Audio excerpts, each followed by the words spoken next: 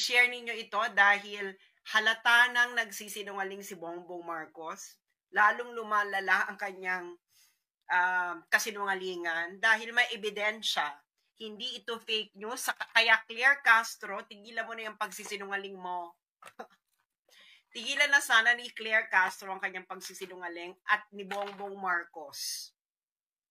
Okay, so sana yung mga sundalo at pulis makinig sa akin dahil niloko kayo ni Bongbong Marcos. Which is what's going to be revealed. And hindi ito fake news because this is based on evidence galing mismo sa ICC. So, i-release nyo ito, i-share nyo na. Kung nakikinig kayo, yung mga sundalo at pulis, sana nakikinig kayo. Hindi ba? Dahil niloloko na naman tayo ng ating commander in Coca-Cola. Ay, nako. Okay. So, ano ba itong sinasasabihin ko ngayon? Okay. Bibigyan ko muna kayo ng konteksto. Okay. Eto. Naalala nyo tong sinabi ni BBM. Yan. Ang sabi niya, palakihin natin para makita nyo. Okay. Okay. So, ang sabi ni Bongbong Marcos, di ba kasi pinatanong siya, bakit mo sinurrender? Di ba? Bakit mo sinurrender? Ang sabi ni Bongbong Marcos, Interpol asked for help and we obliged because we have commitment to the Interpol. We have to fulfill. Okay. If we don't do that, they will no longer help us with other cases involving Filipinos fugitives abroad. Okay. So, sabi niya, may request kasi yung Interpol Kaya, sinurrender. So, kaya ko sinurrender kasi may request yung Interpol. Kaya hindi natin to ginawa, baka hindi na tayo tulungan ng Interpol sa mga fugitives abroad. Ganon, hindi ba? Ganon ang eksena ni Bongbong Marcos. Okay. Ano ngayon ang tunay na nangyari? Ano na ngayon ang tunay na nangyari? Siyempre, meron kasing kalalabas lang ito kahapon. Okay, kahapon. To. Straight from the ICC website. Okay.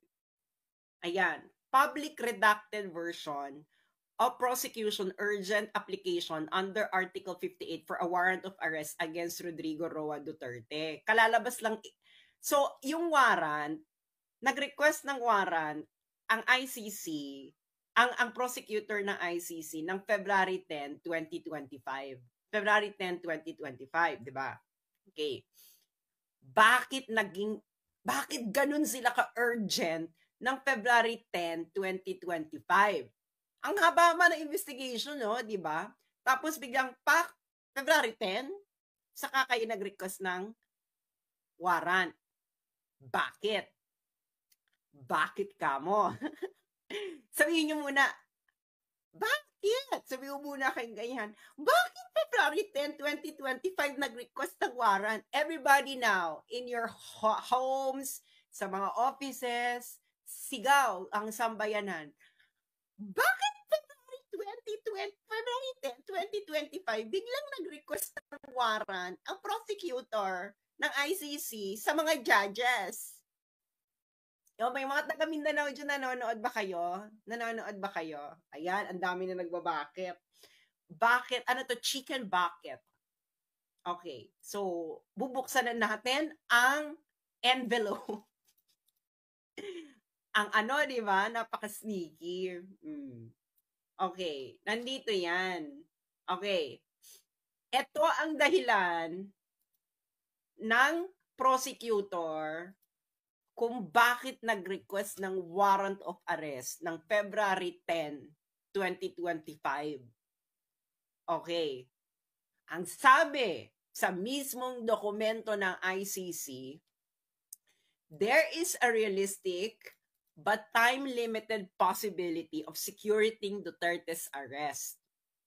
in the late 2024, the government of the Philippines publicly announced for the first time that it may execute an ICC arrest warrant. In late January 2025, the government publicly stated that it would execute an ICC arrest warrant if a request to do so is made through Interpol. Itong pinaka maganda dyan, yung redacted. Okay, ibig sabihin po ng redacted, confidential.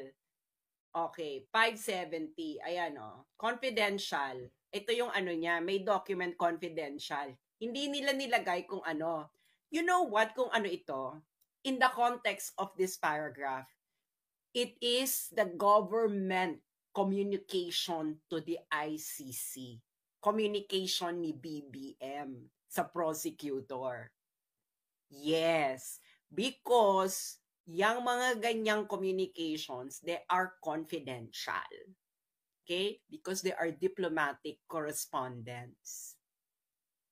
That's why it is redacted.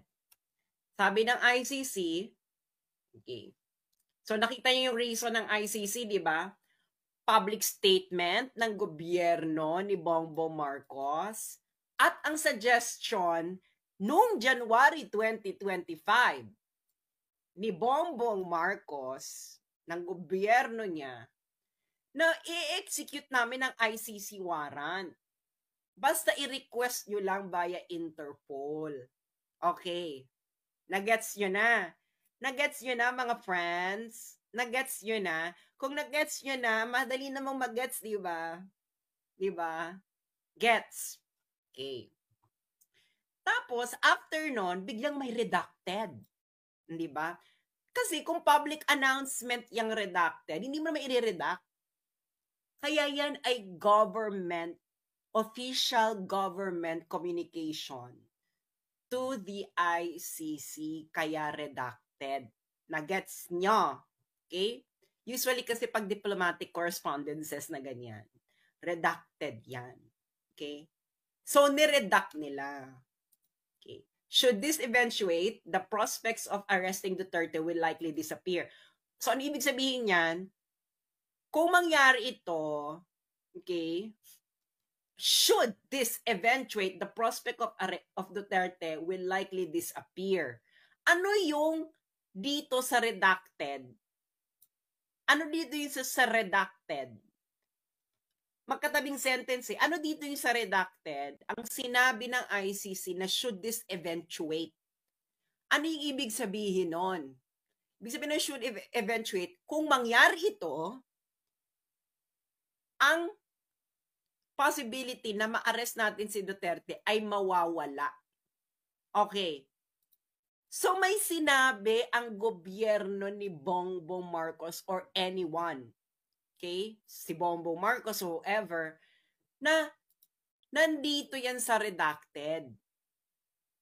Ngayon nangamba ang ICC doon dito sa nakalagay sa redacted. Na kung mangyari yung nakalagay sa redacted, baka hindi na nila ma-arrest si Digong. Ano yung binalaan? Ano yung binalaan nyo sa ICC? Bongbong. Na kung mangyari yon, baka hindi na nila ma-arresto si Digong. Ano yan? Baka matanggal ka sa pwesto? Kaya, nangamba ang ICC na kung mawala ka sa pwesto, ay baka hindi na nila ma-aresto si Duterte. Nagets nyo na. Kaya, isang malaki na namang budolero ang ating commander in Coca-Cola. O, kayo nagbigay. O, kayo, February 10, 2025, nag-apply ng warrant urgent. Bakit urgent? Kasi, kaya urgent, Dahil nga, dito sa redacted, kung mangyari itong nakalagay dyan sa confidential information, baka hindi na raw maaresto si Digong. Ano kaya yun? Philippine government. So, you are actively nakikipagsabwatan kayo sa ICC. Okay? Yung sinabi mo, Bongbong,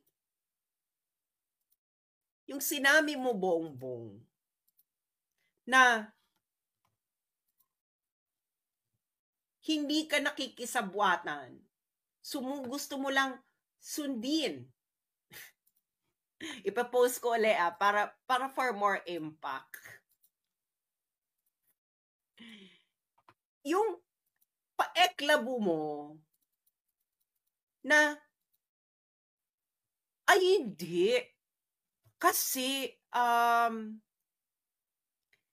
humingi lang naman ng tulong ang Interpol. Yan ang gusto mong ipahatid sa nasyon, sa mga pulis at mga sundalo, na humingi lang ng tulong ang Interpol.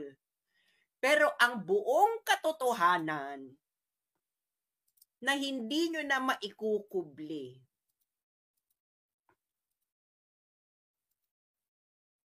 kayo ay actively nakikipagsabwatan sa ICC. Oh, 'di ba? Interested ako dito kasi hindi ito marireveal kasi this is a confidential information. Itong sa redacted, okay? Kasi dahil sa redacted na 'yan sa official government communication sa ICC, nangamba ang ICC, ang prosecutor ng ICC. Nako, kung mangyari yung nakalagay sa redacted, baka hindi na natin maaresto si Duterte. Baka nga, nangangamba sila na baka mawala na sa pwesto si Bongbong. At yun yung nakalagay sa redacted, na maybe there is a possibility na mawawala ka, at kung mawala ka, mawawala na yung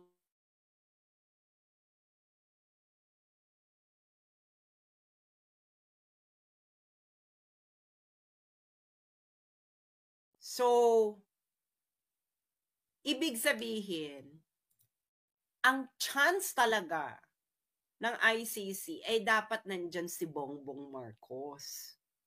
Yun ang ibig sabihin yan. Yung sinasabi ni Bongbong Marcos na siya ay hindi sumusunod lang kami sa Interpol. Isa itong malaking kasinungalingan. Sila mismo ang nagsabi sa ICC kung papaano gawin. Ngayon, kaya nila sinuggest na para sa Interpol, ito ay for public communication purposes.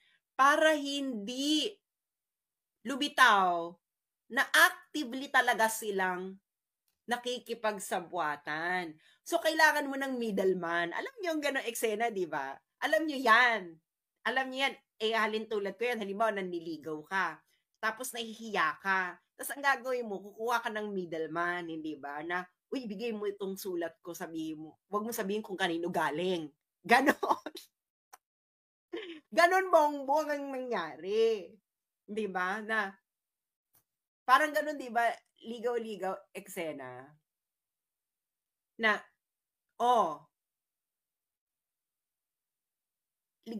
bigay mo tong ko, yung, di ba kung may crush ka, di ba? Kung may crush ka, tapos nahihiya ka, ang gagawin mo, kukuha ka ng conduit or ng middleman. Sasabihin mo sa middleman na, uy, bigay mo sa kanya, pero wag mo sasabihin na galing sa akin. Ganon.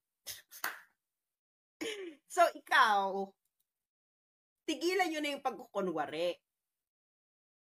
You actively participated. Kayo ang nagbigay. Kayo ang nagbigay ng way The best way, di ba? Ganito na lang, parang ganito yan eh.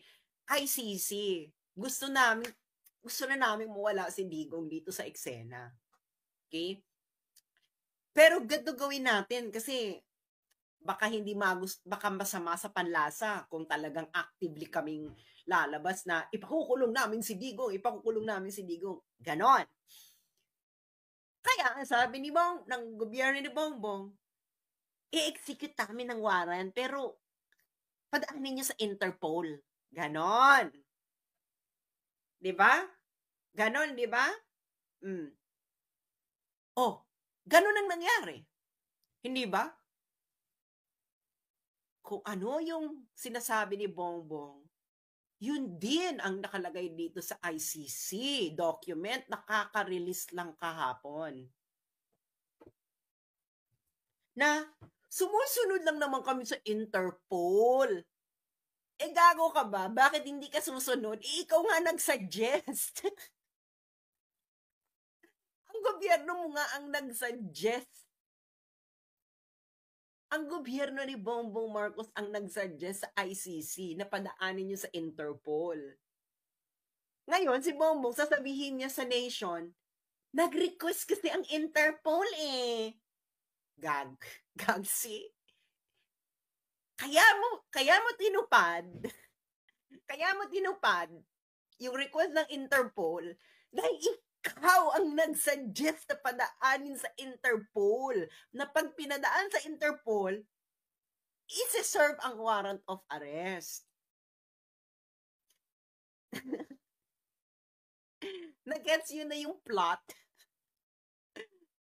Nung hindi pa lumalabas ang document, para siyang twist, di ba? Parang twist sa pelikula. Di ba? Yung parang twist sa pelikula, nung isang araw, ang nakikita pa lang natin statement niya na, hindi, mga kababayan, nag-request kasi ang Interpol. Alam niyo naman, member tayo ng Interpol, kaya kailangan tayong sumunod, otherwise hindi nila tayo pagbibigyan. Biglang may plot twist.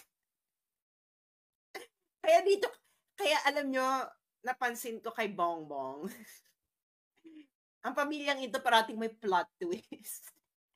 Kaya ako nasasabihin nila, huwag muna kayo maniniwala, hintayin nyo muna yung plot twist. Para siyang girl, nanonood ba kayo mga Christopher Nolan films? Yung Inception, Interstellar, yung mga ganyan ba, yung mga ni Chris Nolan, di ba ang hilig ni Christopher Nolan sa plot twist? Parang ganyan ang pelikula ngayon. May plot twist, hindi ba? So, gobyerno mo, Bongbong, ang actively nagsasuggest sa ICC. At ito talaga, interested ako dito sa redacted. Bakit? Kasi kung mangyari yung nakalagay sa redacted, baka daw hindi na nila maaresto si Digong ng ICC. Hindi na, most probably, hindi na nila maaresto kung mangyari yung sa redacted. Ano ba yan? Mawawala ka sa pwesto or wag naman sana, or alam nyo may taning na buhay ni Digong. Pero kung alam nyo na may taning yung buhay ni Digong, tapos pinagmadaling ninyo, hindi ba parang mas nakakaloka yun? Yung, ay, malapit na mategi, si hulihin nyo na. Saan yun? Hindi ba? Pero, well, given na ang gobyerno natin ay commander in Coca-Cola, hindi malayong pwede rin yon, hindi ba? Alam nyo naman, ang mga adik, animal. Pero, i-discuss ko mamaya yung word na animal, ha? Pero baka ang more like, pwede rin na, baka mawala na kasi kami sa pwesto. Kung mawala na kami sa pwesto, hindi yun na maaresto kasi ang papalit yung anak niya. Kung anak niya yung pumalit, paano maaresto? Alam nyo na.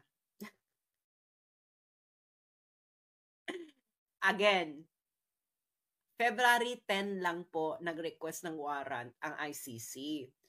Bakit sila nagmadali? Nagmamadali sila. Madali, madali, madali.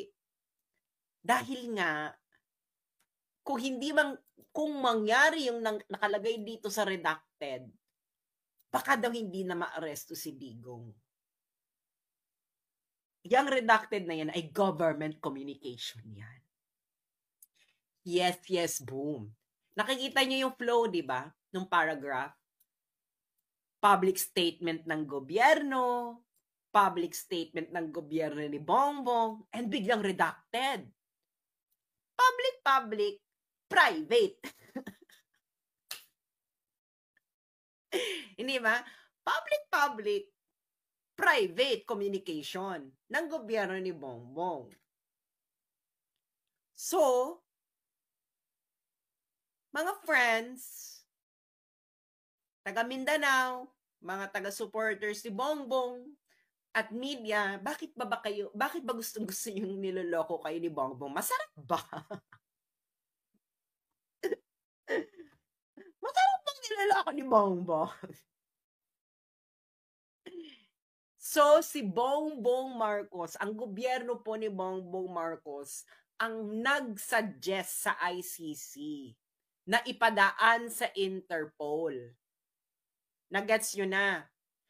Ang gobyerno ni Bongbong Marcos ang nag-suggest sa ICC na padaanin ang warrant sa Interpol. Kaya niya sinunod ang Interpol request na sinasabi niya dahil siya nga ang nag-suggest nun sa ICC. At ito ang nakalagay sa dokumento mismo ng ICC. Yang redacted ang pinakamaganda na makuha. Pero hindi natin makukuha kasi confidential information to eh. Unless na meron tayong mga unless meron tayong mga tao sa ICC or alam nyo na, at yung mga friends natin sa DW. Kung hindi nyo alam yung DW, baka ma-extract nyo yan. Hindi ba? Yung redacted na yan. Ibibigay ko yung number sa mga friends natin sa DW. Ito yung redacted. Ito yung document number. PHL OTP 00015372. So, ito yung bongga, di ba? Kung mangyari yung nasa redacted, baka hindi na natin ma-aresto si Duterte. Dalawang possibilities lang yan. Mawala si Bongbong sa pwesto. Baka may sinabi yung gobyerno na baka kasi wala na kami sa pwesto eh. Kung wala na kami sa pwesto, hindi na ma-aresto yan si Digong. Kasi anak niya na yung papalit. Ganon.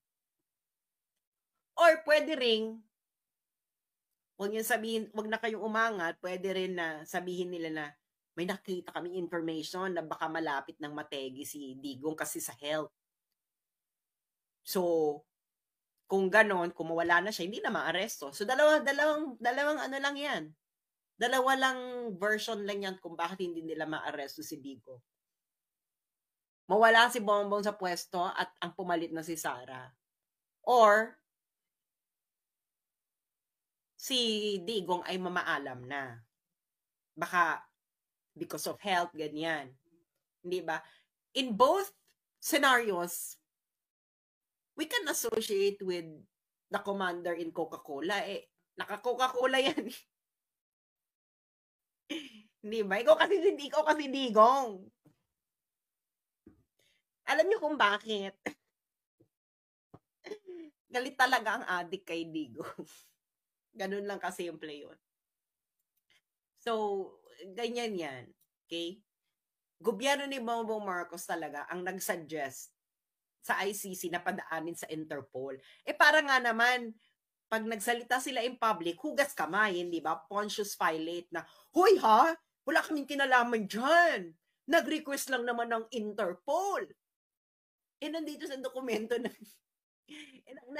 dokumento ng ng ICC, kayo pala nagbigay ng suggestion na yon.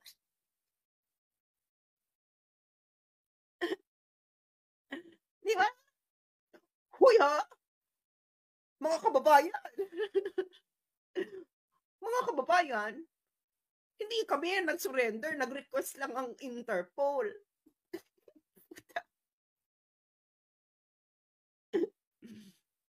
Kayo ang nag-suggest sa ICC kung anong gagawin. Ito talaga, excited ako sa redacted eh. Yung mga DW yung mga friends natin sa DW dyan ha, baka mahalungkat nyo to. Ito ang document number. Page LOTP 00015372. Confidential document yan. So, official government communication. Yan, di ba? So, kasi dito, ang urgent request nila nakabase sa sinabi ng gobyerno ng Pilipinas. Noong 2024, noong 2025, and of course, before February 10, 2025. Pero ito redacted, confidential communication yan ng gobyerno. Na sinabi doon is, friends, alam naman nating pareho nating gustong mawala si Digong. Friends in ICC, gusto natin pareho mawala si Digong, ganyan. Gawin nyo na, nandito pa kami sa pwesto kasi baka mawala na kami. Diba? Kasi may namumuong intertropical convergence zones within Philippine area of responsibility. Baka pag nangyari yan, baka mawala na, hindi nyo na maaresto si Digong. Or pwede ring, palagi siguro ito mangyari kasi mas madaling maaresto nila si Digong. Pwede rin siguro kung magkaroon ng gera boom boom. Mas madali kasi maaresto si Digong kung may gera boom boom kasi martial law yun eh. State of emergency yun. Mas madaling maaresto. Nandun ka pa rin. So malamang dalawa yung dahilan kung bakit pinagmamadali. Either baka malapit ng mategi boom boom si PRRD kasi nga matanda na. Let's just admit it. Baka may nalaman silang ganon. Or baka nangangamba sila na mawala sila sa pwesto, yung sina Bongbong. Siyempre, nagpanik ang ICC kung ano man yung nakalagay sa redacted. Shit, kung mawala na si Bongbong, hindi na natin makukuha yan si Digong kasi anak niya na yung papalit. Or, naku, kung mategi na si Digong, hindi na natin makukuha yan. Wala na tayong pang press release na meron ba palang silbi ang ICC. Ganyan. Kasi friends, ngayon, nanganganib ngayon ang ICC kung may silbi pa siya. Hindi ba? So talagang the stars aligned, the stars of the ICC and Bongbong Marcos aligned. Alam nyo na, yung isa, Bongbong, tanggalin na yan dito si Digong. Ipa-ICC na natin. Yun ang best way kay Digong na tanggalin si Digong. Well, there are two things that Digong want to do. Pwede niyang ininoy si PRRD or let the ICC handle the problem. Ganon. Nagigets ninyo? Ngayon, ni Bongbong, let's ICC handle the problem. Sabihin natin, aarestuhin natin, pero padaanin nila sa Interpol. Ganyan. So ngayon, ano kayo ngayon? Sumunod lang sa request ng ICC? Sumunod nga kayo kasi yun nga yung suggestion nyo. Hindi ba? Okay, so basahin natin ang ibang nilalaman nitong reason ng ICC prosecutor kung bakit sila humihiling na warrant. Ito.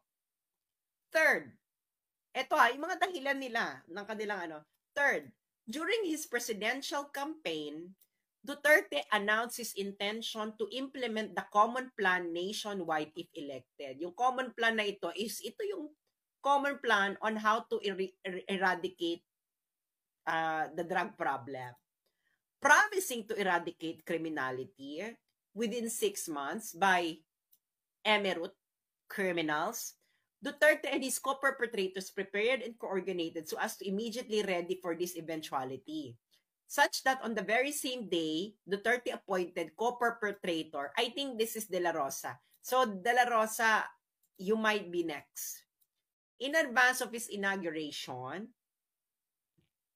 redacted, this is De La Rosa. Okay. Now,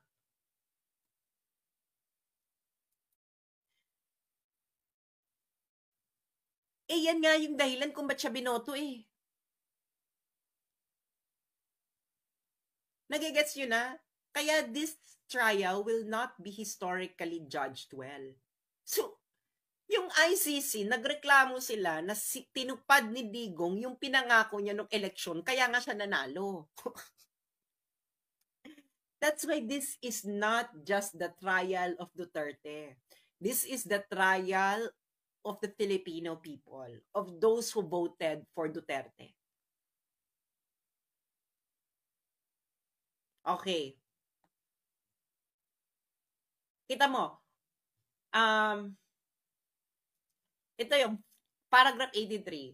Fourth, throughout its presidency, Duterte and other high-level officials in administration repeatedly confirmed the existence and scope of the common plan. Yung common plan, yung eradication, through their public statements, which both expressly outlined the plan and endorsed or supported the killings.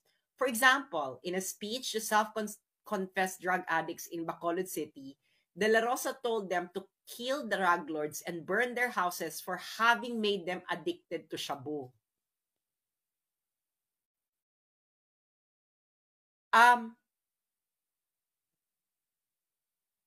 Grabe yung humanity ng mga drug lords. Friends. Naawa ako sa mga drug lords sa sinabi na to ni De La Rosa. Senator, ikaw pala mali eh. Oh, ito pa, ano pala yan? Crimes against humanity. Oh. Yung sinabi mo pala, De La Rosa, is crimes against humanity. Oh.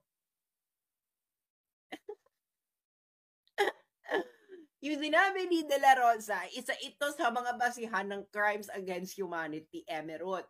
Yung kill drug lords and burn their houses for having made them addicted to shabu.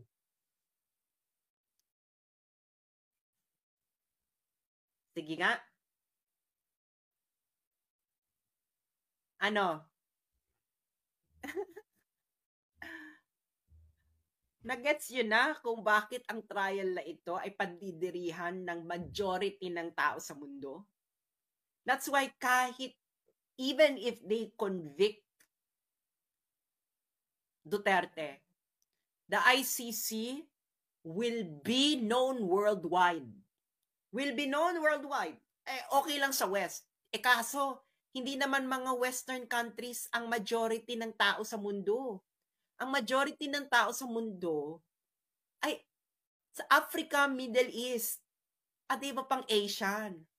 At itong sinabi ni De La Rosa, agree dyan ang karamihan ng tao sa mundo. Sige nga, yung mga OFW dito na nasa Middle East, ipakita nyo to sa mga Arabo. Ito, just screenshot nyo. Ask yung mga OFWs na nasa ibang bansa. Ipakita nyo ito sa mga foreigners na katrabaho ninyo. Tanungin nyo sila kung ano sa tingin nila ang ginagawa dito ng ICC. Kung bakit issue sa kanila to. Okay? Ask them. Ask them. Ask them kung kanino sila mag-a-agree. Sa ICC na this is a crime against humanity? Or kay De La Rosa? Or kay Digong? Ask them. Next sentence. In reaction to the accusation that killings perpetrated in anti-drug operations may amount to crime against humanity, ang hilig talaga ng ang hilig talaga ng ICC na i-define sa atin ang humanity. Then Justice Secretary Vitiliano Aguirre told reporters that criminals, drug lords, drug pushers, they are not humanity. Nagets ninyo kung ano ang nilalaman ng paragraph 83?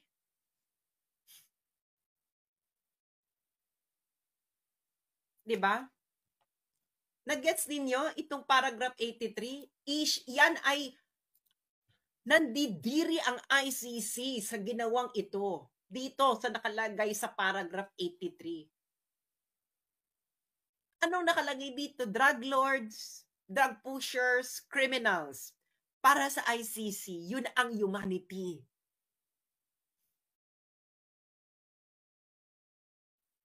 For the ICC, the humanity are drug lords, drug pushers, and criminals.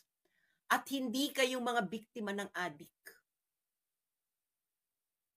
At hindi ang mga communities na tineterrorize ng mga drug lords. Hindi kayo ang humanity para sa ICC. You're not the humanity. The victims of drug pushers, drug lords, and criminals are totally not considered by ICC. You are not part of humanity. So whatever is happening to you is not a crime against humanity. So sa madalit salita, nagigets yun na? Itong trial na to, they may convict Digong because they have invented their own version of humanity. And their invention of what is humanity is favoring drug lords, drug pushers, criminals. Makukonvict ka talaga dyan. Papaano kung ang definition mo ng humanity favoring the victims of drug pushers? Ang victims ng drug pushers ay yung mga bumili ng droge. Yung pamilya nung nagdodroge. Yung community. Hindi ba? Kung yun ang version ng humanity, ma-acquit si Digong. Pero kung ang definition ng humanity is favoring drug lords, drug pushers, criminals, Digong will be convicted. So, dalawa ang definition ng humanity. One is favoring drug lords, drug pushers, and criminals. And one is favoring the victims of drug lords, drug pushers, and criminals. Nagigets nyo? So the case will be decided kung anong version ng humanity ang mananaig. One favoring the victims of drug pushers, drug lords, and criminals, or one favoring criminals, drug lords, and drug pushers. Pero sa tono na ito ng ICC, alam nyo na kung anong version ng humanity ang magiging basihan ng salitang humanity sa crimes against humanity. Okay, 84. ito, 84.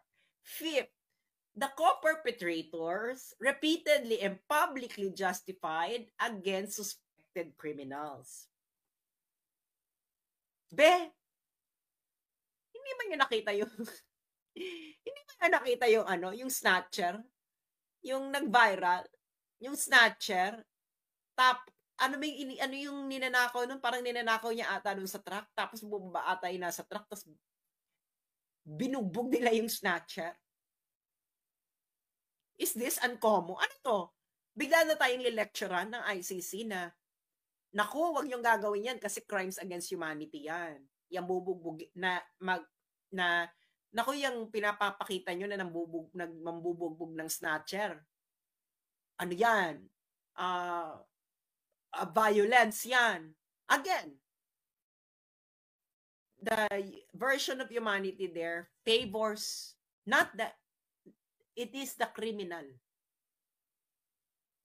Yeah, may humanity ang criminal, pero the humanity of no one, how will you argue that the humanity of the drug pusher is equivalent to the humanity of the family destroyed by drugs? You're both human, but the humanity of the drug pusher is not equivalent to the humanity of the family destroyed by drugs. Hindi ba? Why? Why is their humanity not equivalent?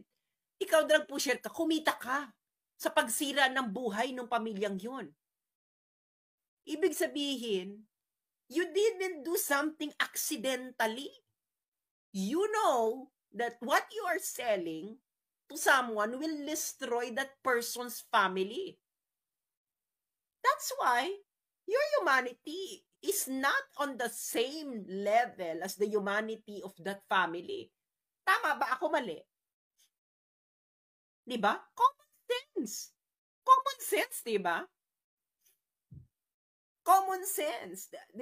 Do you think? Ano, tama ako mali?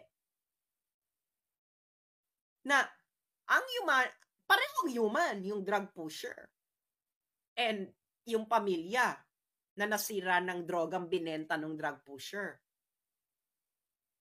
Pero, wag mong sasabihin sa amin na magkatimbang ang humanity nung drug pusher at nung pamilyang nasira ng droga. They are totally incommensurable.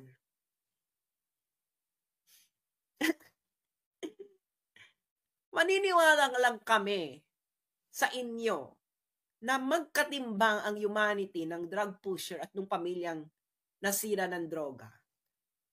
Kung ang ICC ay mag-request ng witnesses from the families destroyed by drugs. Kung wala yan, then you know now kung anong version ng humanity ang basihan ng crimes against humanity ng ICC. Gets you na? Okay, tuloy natin.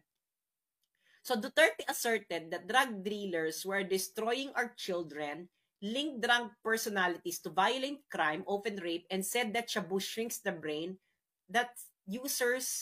such that users cannot be rehabilitated. Okay. Sinong pamilya ang hindi magsasabi nito na sinong tatay? Anyone? Any magulang na hindi jojombagin yung nagbenta ng droga dun sa anak nila? Sino? Taas nyo ang kamay nyo na hindi nyo jojombagin yung nagbenta ng droga sa anak ninyo. Sino? Meron dito? Meron? Sa inyong mga pulis at sundalong nakikinig sa akin ngayon. Meron sa inyo? Sino sa inyo na nakikinig sa akin? Mga pulis at sundalo, makinig kayo. Anyone among you na hindi nyo jujombagin ang drug pusher na nagbenta ng droga sa anak ninyo? Or barkada ng anak ninyo na pinajamming ang anak ninyo sa droga? Hindi nyo bubugbugin? Wala? Hindi nyo jujombagin? Sino? Mag-ano tayo, survey. Ilan sa Pilipino ang hindi jujombagin ang kabarkada ng anak nila na inidyok na magdruge ang anak nila or pusher na nagbenta ng droga sa anak nila? Ilan? Ilan sa inyo? Ay, yung iba nga dyan talaga, hindi lang jombag eh. Aminin nyo yan. Ilan? Wala. Sino? Gusto ko talaga i-address yung mga sundalo at pulis. Ilan sa inyo, mga sundalo at pulis, na hindi nyo jojombagin, na hindi nyo man lang kukwelyuhan? Hindi nyo man lang pipigutin? Hindi man lang kayo makakasapak?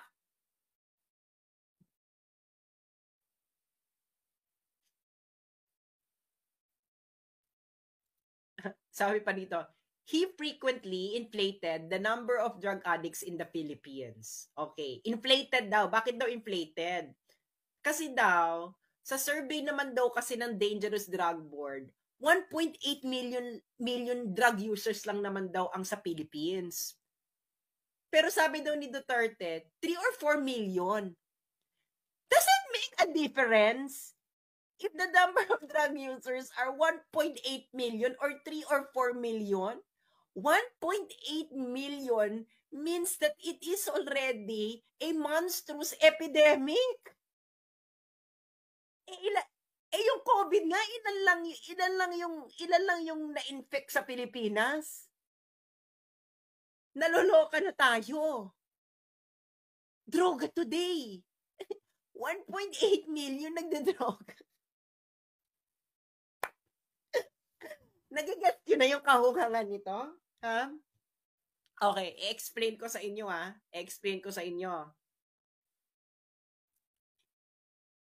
Nung COVID, wala pang 1.8 million. Naloka na tayo. 'Di ba? O isarado lahat, 'di ba? O ikulong lahat sa bahay, ganyan.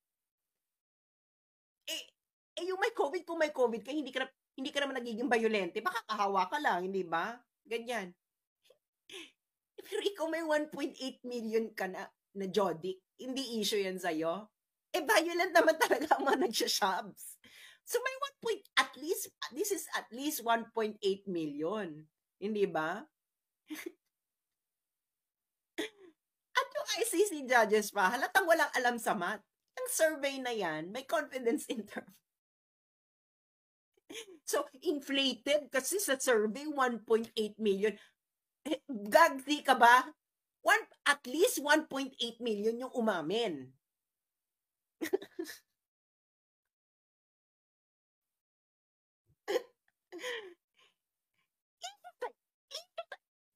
1.8 million na Jodic. Girl!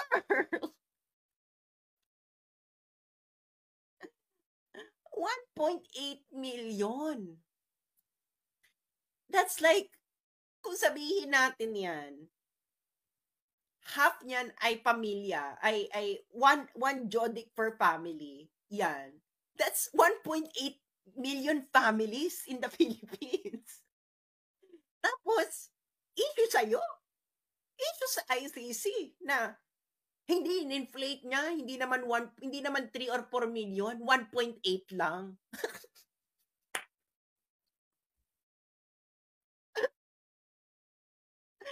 Alam mo na ICC kung ilan ang Jodic noon sa China nung Opium War.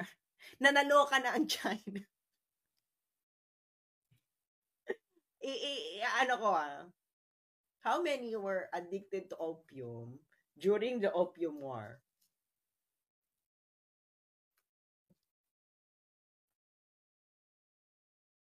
Okay. Baka kasi ang gusto ng ICC, maging Opium War levels. Para talagang justified. Kasi nung Opium War level, alam nyo, kaya galit itong rason kung bakit talaga dito sa China talaga. Kaya kami dito sa school, sa university, pinapipirma kami na bawal kami makipagbarkada bawal kami makipagbarkada sa Jodic.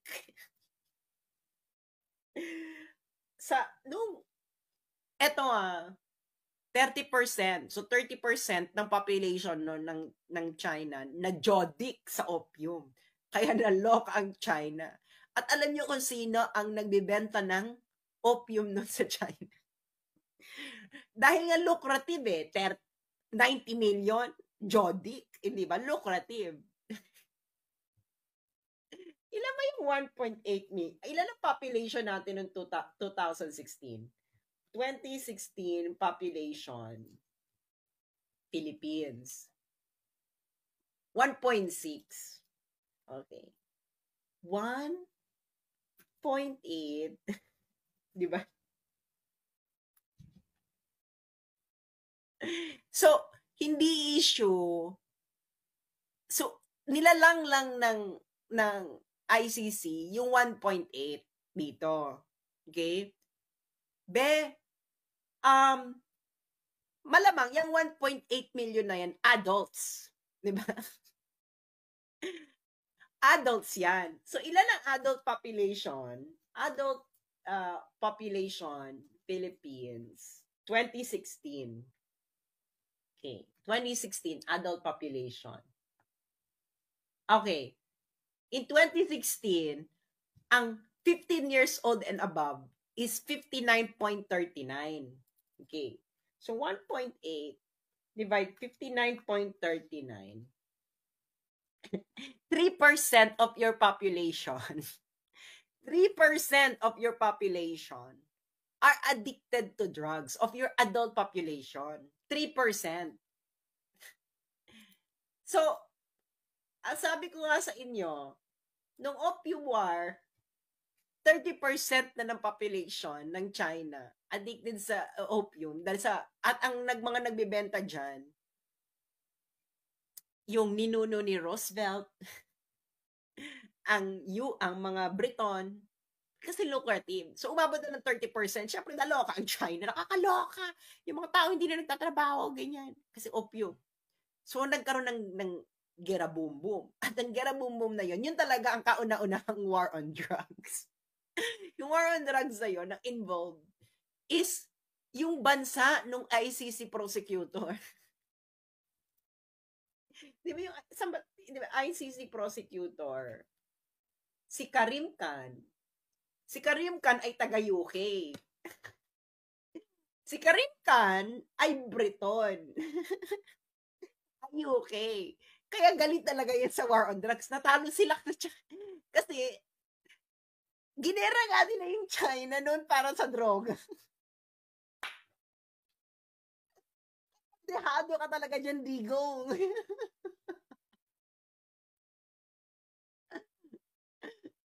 Si Karim Khan ay Briton, taga UK. Yung UK, ginera ang China noong 19th century dahil ayaw na ng China ang drugay, di ba? So, naimbyar na ang UK. Ayaw nyo, ayaw nyo na kaming pagbentahin ng drugay dyan sa China. Ginera ng UK ang China. Mahina ang China. Paano ka hindi magiging mahina? 30% ng population mo naka-opium.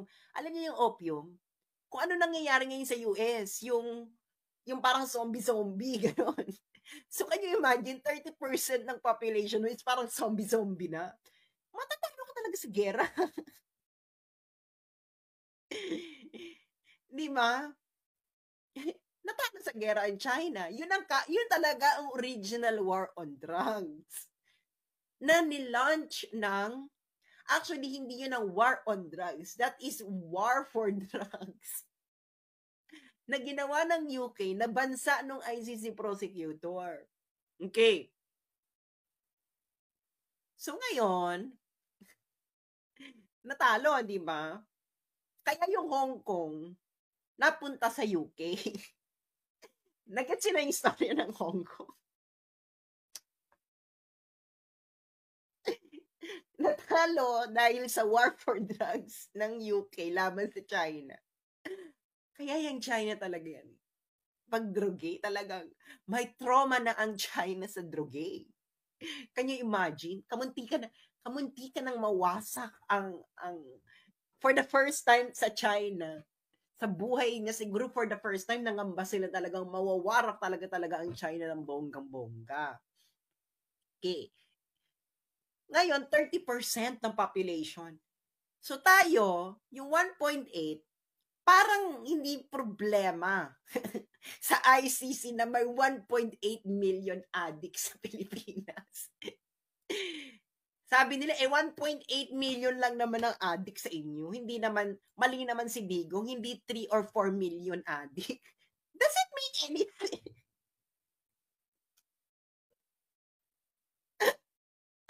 Yung COVID nga, hindi, yung COVID nga, tinanggalan na natin ng lahat ng, ang dami nating karapatan na sinurrender.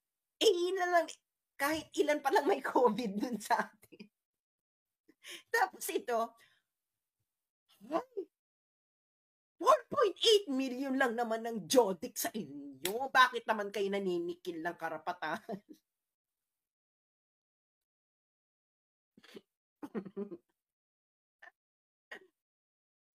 Baka kailangan pang more. Baka kailangan China levels na ng opium war na 30% na. May threshold ba?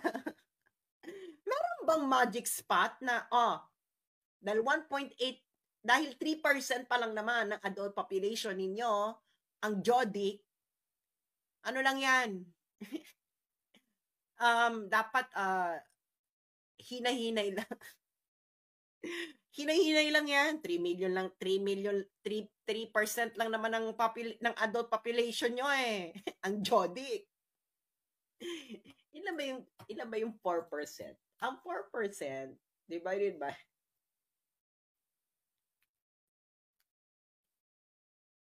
ang 4% is 7.9. Bex, 3% yung 1.8.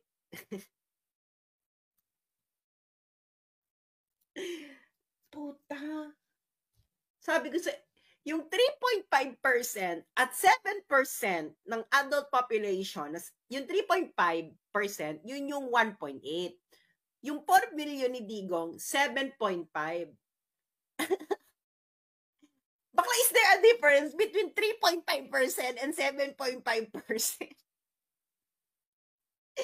Within the margin of error yun, Bex. Yung 7%. Ang margin of error nga within 5, within, di ba, yung within 10% margin of error. Bakla, 7%. From 3.5% to 7.5% is within the 10% mark.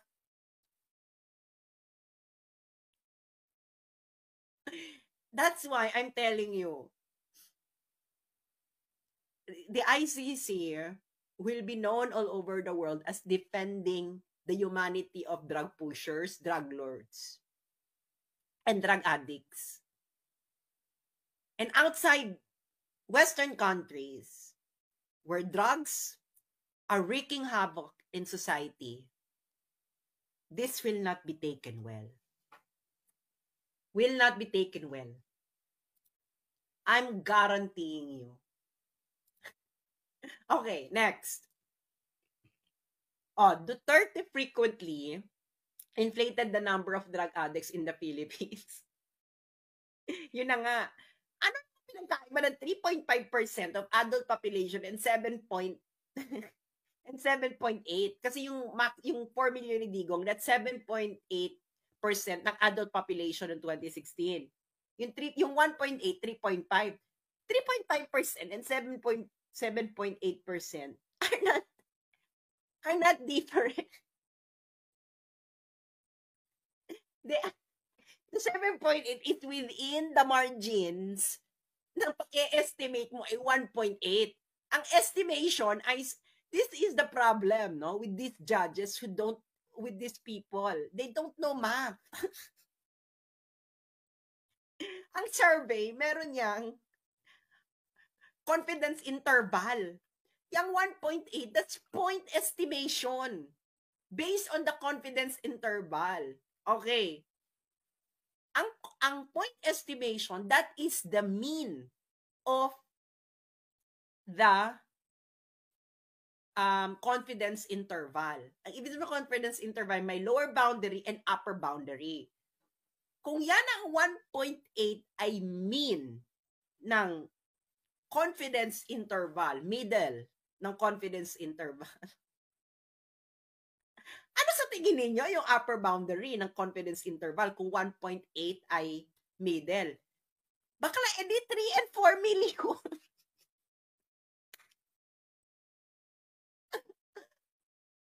This is the problem with people who don't understand math. Do you understand? My God, makukonvict pa si Bigong because they don't understand math.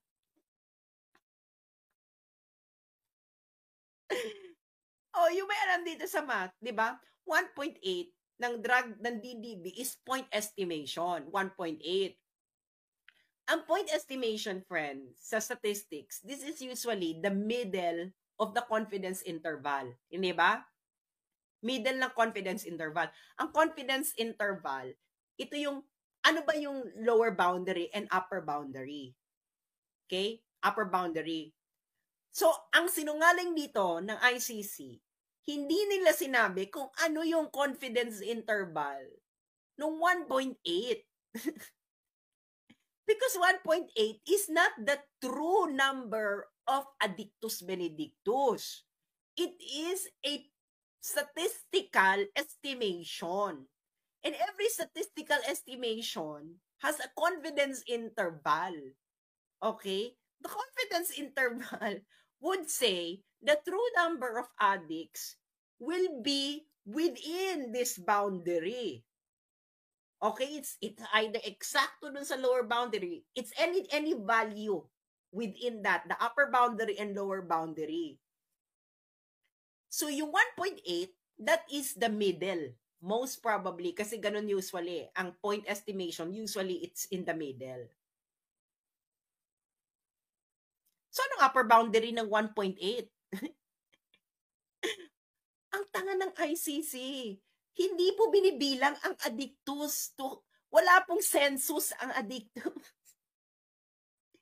Yan, may census na para malaman mo yung eksaktong number na, okay, lahat ng addictus benedictus, pupunta ka ng bahay-bahay, addictus benedictus. Ilang kayong ganyan ba? May nagsisensus ba?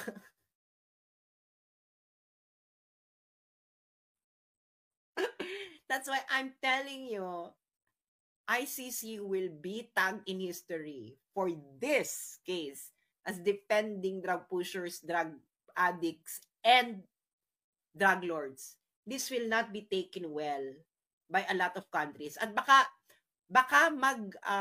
marami pang umalis.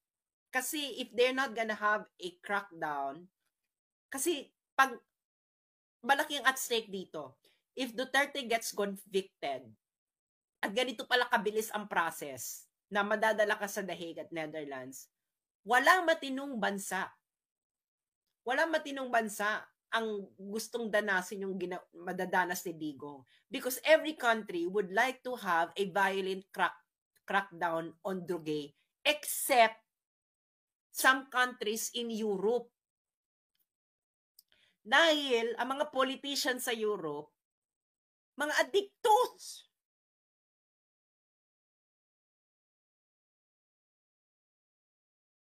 Marami dyan addictos. Tingnan nyo yung sa UK. Nakakaloka yung ano pa to, Conservative Party yung party nila bahay-bahay, ang daming traces ng Coca-Cola. Saka yung maraming addictus. Kasi nga liberal, addictus. They would.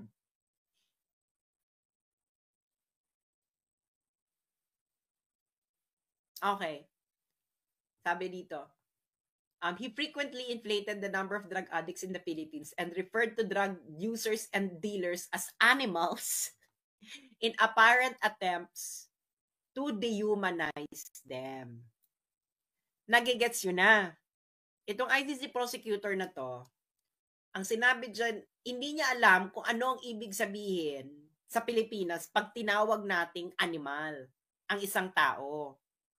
So ngayon, friends, ang kultura natin ngayon, bawal na tayong tumawag ng animal. Dahil nga, ano daw to, crimes against humanity. Nagigets yun na. Crimes against humanity na yan.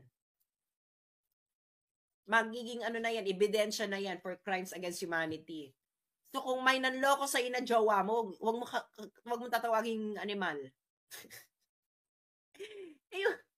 yung mga magulang nga natin, mula pagkabata natin, pag may ginagawa tayong kapilyon, tinatawag tayong animal ka! Animal!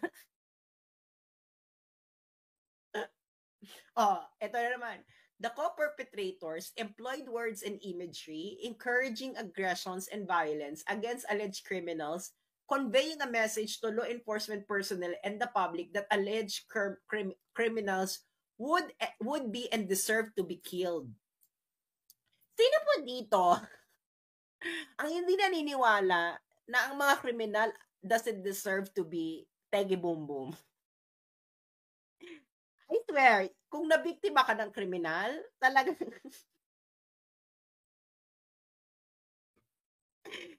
in short, mga kababayan, this is not a trial of Duterte alone. This is a trial of the Filipino people and its culture. Okay? It's a trial of our culture na hindi lahat ng ginagawa the Tagalog, our language is kind of violent, no? Pero we understand what we mean by it. So bawal na yan. Ay, nako.